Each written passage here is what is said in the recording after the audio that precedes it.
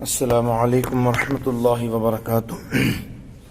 اعوذ باللہ من الشیطان الرجیم، بسم اللہ الرحمن الرحیم۔ درود پاک پڑھیں۔ اللہم صلی علی سیدنا مولانا محمد وعلی آلہ وصحبہ وبارک وسلم۔ محترم سامعین اکرام، آج کے درس میں گفتگو اور ملاقات کے آداب کے حوالے سے کچھ باتیں ہوں گی۔ عزیزوں، قریبوں، رشتہ داروں اور ملنے جلنے والوں سے ملاقات کے وقت چہرے سے خوش دلی اور مسرت ظاہر کرنی چاہیے۔ حدیث شریف میں فرمایا کہ تمہارا اپنے بھائی کے سامنے خوش دلی اور مسرت کا اظہار کرنا بھی صدقہ ہے۔ ملاقات کے وقت سب سے پہلے جو کلمہ منہ سے نکلے وہ محبت اور امن و سلامتی کا پیغام ہو، یعنی سلام۔ یہ ذکر و عبادت بھی ہے اور دعا و خیر خواہی کا کلمہ بھی۔ جس کو سلام کیا جائے اس پر اخلاقاً فرض ہے کہ سلام کا جواب دے، بشرطے کہ وہ سلام کرنے والا سنی صحیح العقیدہ ہو۔ اگر کوئی بدعقیدہ جیسے وہابی، دیوبندی، رافضی، شیعہ، قادیانی وغیرہ سلام کرے تو ان کے سلام کا جواب دینا جائز نہیں۔ آنے والا اگر محبوب و محترم اور دینی عظمت و شخصیت والا ہو تو اسے آتے دیکھ کر جوش محبت اور جوش عقیدت میں کھڑا ہو جانا بھی کمال ادب ہے۔ مثال کے طور پر کوئی عالم آ جائے یا کوئی مقتدی پیشوا، دینی پیشوا آ جائے تو ان کی عقیدت میں اور جوش محبت میں ان کی تعظیم کو کھڑا ہو جانا بھی کمال ادب ہے۔ اس قسم کے موقعوں پر خوش آمدید کے الفاظ، یعنی ملاقات وغیرہ کے موقع پر خوش آمدید کے الفاظ مثلا مرحبا کہنے کی بھی شریعت میں مثال موجود ہے۔ پھر اس سے انس بھی بڑھتا ہے، یعنی محبت بڑھتی ہے۔ ملاقات یا کسی اور کام کے لیے کسی کے گھر میں جانے کے لیے صاحب خانہ یعنی گھر والے سے اجازت لینا بھی ضروری ہے، اور اس کا اصلی مقصود یہ ہے کہ انسان بعض اوقات ایسی حالت میں ہوتا ہے کہ وہ اس حالت میں دوسروں سے ملنا پسند نہیں کرتا، لہذا جب کسی کے گھر پر جائے تو پہلے اجازت ضرور حاصل کرے۔ بغیر اجازت کسی کے گھر میں دھڑ سے گھس جانا جائز نہیں ہے۔ خود اپنے گھر کے اندر بھی سلام کر کے اندر جانا چاہیے۔ اس سے برکت کے علاوہ یہ فائدہ ہوگا کہ اگر گھر میں عورتیں بے تکلفی کی حالت میں ہوں گی یا اور کوئی ایسی ہی بات ہوگی تو گھر والے ہوشیار ہو جائیں۔ ملاقات کے وقت یا آتے جاتے ایسے فقرے نہ کہیں، ایسے جملے نہ استعمال کریں جن میں کوئی طعن چھپا ہو یا کسی کی تحقیر نکلتی ہو، یعنی اس کو آپ حقیر سمجھتے ہوئے یا اس کی حقارت کے پیش کی نیت سے ایسے کلمات زبان سے نہ ادا کریں جن سے کسی کی تحقیر ہوتی ہو یا کوئی طعن وغیرہ چھپا ہو۔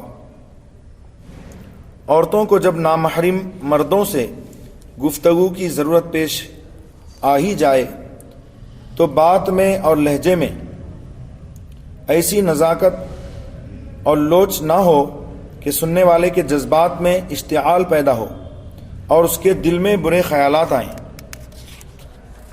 گفتگو بقدر ضرورت، بوقت ضرورت، متانت و سنجیدگی اور نرمی سے کرنا چاہیے، یعنی جب ملاقات کریں تو اس کے لیے عورتوں کے لیے حکم یہ ہے کہ نامحرموں سے، یعنی جن سے نکاح حرام نہیں ہے، بات کرنے میں اپنے زبان کو لچکدار بنا کر یا ایسی نرمی سے گفتگو نہ کریں کہ جس سے اس کے دل میں لچک پیدا ہو، بلکہ مزاج ایسا ہو بات کرتے وقت کہ سامنے والے کو یہ محسوس ہو کہ یہ پردہ دار، عفت مآب، پارسا خاتون ہے۔ زبان کو توڑ مروڑ کر، چبا چبا کر خواہ مخواہ بڑھا چڑھا کر باتیں کرنا انسان کے وقار کو بھی ختم کرتا ہے اور بعض اوقات تکلیف دہ بھی بن جاتا ہے۔ اپنی کہے جانا، دوسروں کی نہ سننا خود بینی بھی ہے، اور اس سے سامنے والے کو تکلیف بھی ہوتی ہے کہ صرف اپنی ہی کہے جائے اور اس کی سننے کو تیار ہی نہ ہو۔ دوسرا اگر اس کے سامنے اس کی تعریف کرے تو اسے اللہ کا فضل جانے اور شکر بجا لائے، تاکہ کبر و نخوت یعنی گھمنڈ اور بڑائی کا جذبہ دل میں پیدا نہ ہو، اور اگر اس کے خلاف باتیں ہوں یا وہ بدکلامی سے پیش آئیں یا ناپسندیدہ حرکتیں کریں تو اپنا معاملہ اللہ کے سپرد کر دے اور اسی کی مدد چاہے اور پناہ مانگے اور استغفار کرے کہ نامعلوم کس گناہ کی پاداش میں ایسا سامنا آیا۔ فضول باتوں سے پرہیز کرنا وقار کی نشانی ہے، اور بے موقع چیخ کر باتیں کرنا حماقت کی دلیل ہے۔ لہذا بات کی جائے تو آہستگی سے اور بضرورت۔ حدیث شریف میں ہے کہ آدمی کے اسلام کی خوبیوں میں سے ایک یہ ہے کہ جس چیز سے اسے مطلب نہ ہو اسے چھوڑ دے۔ تو آج کل لوگ بہت زیادہ بے مطلب کی ہانکتے رہتے ہیں، بے مطلب کی باتیں کرتے رہتے ہیں، فضول بکواس کرتے رہتے ہیں۔ اس کے برعکس ان کو اتنا وقت نہیں رہتا کہ اللہ عز و جل کا ذکر کریں، قرآن پاک کی تلاوت کریں۔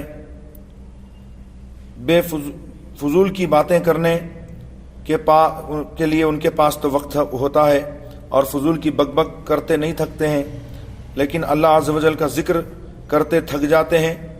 قرآن شریف کی تلاوت سے انہیں اکتاہٹ محسوس ہوتی ہے۔ تو اس طرح کی فضول بک بک سے آقا کریم صلی اللہ علیہ وآلہ وسلم نے منع فرمایا۔ اللہ تعالی ہم سب کو عمل کی توفیق عطا فرمائے۔ سونے کے آداب، احادیث میں سونے کے آداب بھی بیان کیے گئے ہیں تاکہ امت مسلمہ ان باتوں پر عمل کرے اور اس کے گھر بار کی حفاظت ہو۔ چنانچہ سونے کے آداب میں سے یہ ہے کہ سونے سے پہلے کھانے پینے کے برتن ڈھانک دینا چاہیے۔ حدیث شریف میں آیا کہ سونے سے پہلے برتن ڈھانک دو، اگر کوئی چیز نہ ملے تو یہی کرو کہ اس پر کوئی چیز آڑی کر کے رکھ دو۔ دروازے بسم اللہ شریف پڑھ کے بند کریں، چراغ بجھا دیں، اور آج کل تو لائٹ وغیرہ کا استعمال ہوتا ہے، گھر میں گیس سلنڈر کا استعمال ہوتا ہے تو سلنڈر وغیرہ کا سوئچ آف کر دیں کہ کبھی چوہا بتی گھسیٹ کر لے جاتا ہے اور گھر جل جاتا ہے۔ یوں ہی اگر آگ جل رہی ہو تو اس کو بھی بجھا دینا چاہیے۔ دروازہ بسم اللہ شریف پڑھ کر بند کیا جائے کہ شیطان نہ کھول سکے گا۔ سونے سے پہلے بستر کو جھاڑ لیا جائے، ایسا نہ ہو کہ کوئی تکلیف دہ جانور یا کیڑا وغیرہ چھپا بیٹھا ہو اور نقصان پہنچائے۔ مستحب یہ ہے کہ باطہارت سوئے، یعنی وضو بنا کر کچھ دیر سیدھی کروٹ پر سیدھے ہاتھ کو رخسار یعنی کلے کے نیچے رکھ کر قبلہ رو سوئے، پھر اس کے بعد بائیں کروٹ پر۔ سوتے وقت قبر میں سونے کو یاد کرے کہ وہاں تنہا سونا ہوگا، اپنے اعمال کے سوا کوئی ساتھ نہ ہوگا، نہ کوئی مونس و غمخوار۔ سوتے وقت یاد خدا میں مشغول ہو، تحلیل یعنی لا الہ الا اللہ، اور تسبیح یعنی سبحان اللہ، اور تحمید یعنی الحمدللہ، اور آیت الکرسی چاروں قل ایک ایک بار پڑھ کر سو جائے کہ جس حالت پر انسان سوتا ہے اسی پر اٹھتا ہے، اور جس حالت پر مرتا ہے قیامت کے دن اسی پر اٹھے گا۔ اور حدیث پاک میں آیا کہ رات کو سوتے وقت جو آیت الکرسی پڑھ کر سوئے گا تو اس کے گھر سمیت 40 گھروں کی حفاظت ہوگی چوری سے اور آگ لگنے سے، اور پوری رات اللہ تعالیٰ ایک فرشتے کو مقرر کر دے گا جو صبح تک اس کی حفاظت کرتا رہے گا۔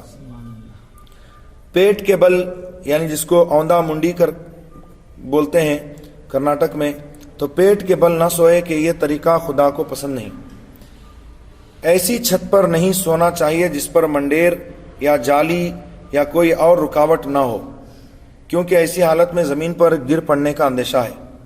الصبح یعنی صبح سویرے بیدار ہو اور آنکھ کھلتے ہی خدا کو یاد کرے اور یہ دعا پڑھے، الحمدللہ الذی احیانا بعد ما اماتنا والیہ النشور۔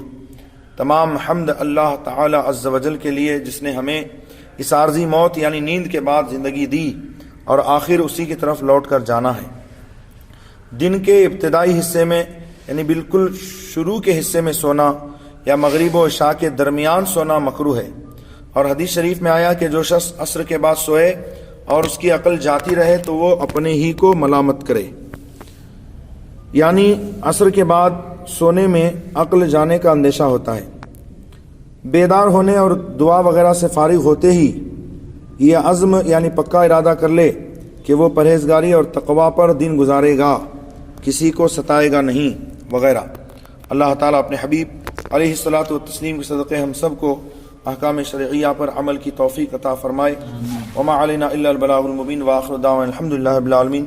استغفر اللہ ربی من کل ذنب وخطیئۃ واتوب الیہ۔